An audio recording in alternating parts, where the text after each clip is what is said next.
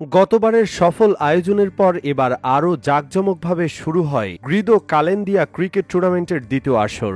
এই আসরকে আরও জাঁকজমকপূর্ণ করে তুলতে টেপ টেনিসের তারকা ক্রিকেটাররা অংশগ্রহণ করে বিভিন্ন দল থেকে, যার সুবাদে ভক্ত সমর্থকদের আগ্রহের কেন্দ্রবিন্দুতে থাকে টুর্নামেন্টের প্রতিটি ম্যাচ। আজও তার ব্যতিক্রম ছিল না। ডিফেন্ডিং চ্যাম্পিয়ন শিশির বিন্দু বনাম কাতার প্রবাসী স্পোর্টিং ক্লাবের ম্যাচ দেখতে মাঠে উপস্থিত হয়েছিলেন হাজারো দর্শক। অবশ্য টুর্নামেন্টের সপ্তম ম্যাচকে ঘিরে সমর্থকদের আগ্রহ অন্য সব ম্যাচের থেকে একটু বেশিই ছিল, কারণ কাতার প্রবাসীর হয়ে হাজেরা হাসমত কলেজের মাঠ মাতাতে আসেন একাধিক তারকা ক্রিকেটার। ব্যাটিং বোলিংয়ের দুর্দান্ত কম্বিনেশনে চ্যাম্পিয়ন দল সাজিয়ে নিজেদের প্রথম ম্যাচে উড়ন্ত সূচনা করে কাতার প্রবাসী। যে সূচনা আসে টেপ টেনিসের সেরা ওপেনিং জুটি দুই বাংলার জনপ্রিয় ক্রিকেটার কিং শুক্কুর ও জ্যাক আরিফের হাত ধরে। তাদের ব্যাটে চড়ে কাতার পেয়ে যায় বড় ইনিংস করার ফাউন্ডেশন, যার শুরুটা হয় ম্যাচের প্রথম ওভারের প্রথম বল থেকে, আর সে শুরুর শেষ হয় দলীয় ৮১ রানে।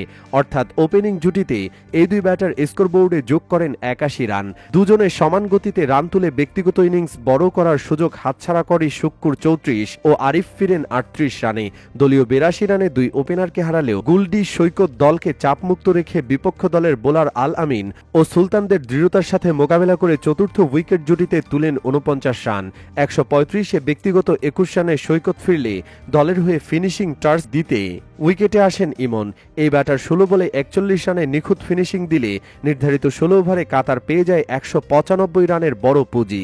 অন্যদিকে গুন্ডির ব্যাট থেকে আসে ৩০ রান। শিশির বিন্দুর হয়ে তরুণদের মধ্যে সেরা বোলার সুলতান তুলে নেন ৩ উইকেট। ১৬ ওভারে ১৯৬ রানের টার্গেট দিয়ে অনেকটা নির্ভর ছিলেন কাতার, কারণ তাদের দলে রয়েছে সাকলাইন, ইমন, নিকাশ ও সুমনের মতো সেরা বোলাররা। সুমনের করা ইনিংসের প্রথম ওভারে সোহাগ ৯ রান তুললেও দ্বিতীয় ওভারে ০ রানে রিফাতকে সাজঘরে ফেরান সাকলাইন। এরপর ৩-এ ব্যাট করতে আসা আলিফও সেরা বোলারদের সামনে ছিলেন নড়বড়ে। তবে সোহাগ নিজের সেরাটা দেওয়ার চেষ্টা করেও শেষ পর্যন্ত ব্যক্তিগত ২৭ রানে থামতে হয় ইমনের বলে। সোহাগের বিদায়ের পর ৪-এ ব্যাট করতে আসেন অলরাউন্ডার আল আমিন, যে হতে পারে বিপক্ষ দলের বোলারদের দুশ্চিন্তার কারণ। শেষ আসরের ফাইনালের নায়ক আর চলমান টুর্নামেন্টের শিশির বিন্দুর প্রথম ম্যাচে সর্বোচ্চ রান সংগ্রাহক ছিলেন এই আল আমিন, তাই সবার দৃষ্টি ছিল তার উপর। কিন্তু না, এবার আর হলো না। ২ ছক্কায় ১৪ রানে নিকাশের বলে ইতি হয় তার ইনিংসের। এ ব্যাটার আউটের পর ম্যাচের ভাগ্য এক প্রকার নির্ধারণ হয়ে যায়।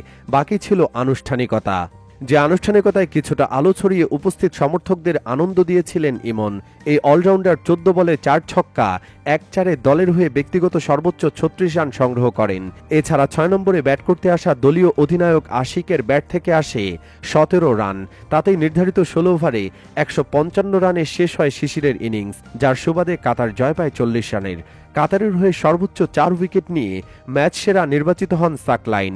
সমান ২টি করে উইকেট নিয়ে তাকে সাপোর্ট দেন ইমন ও নিকাশ।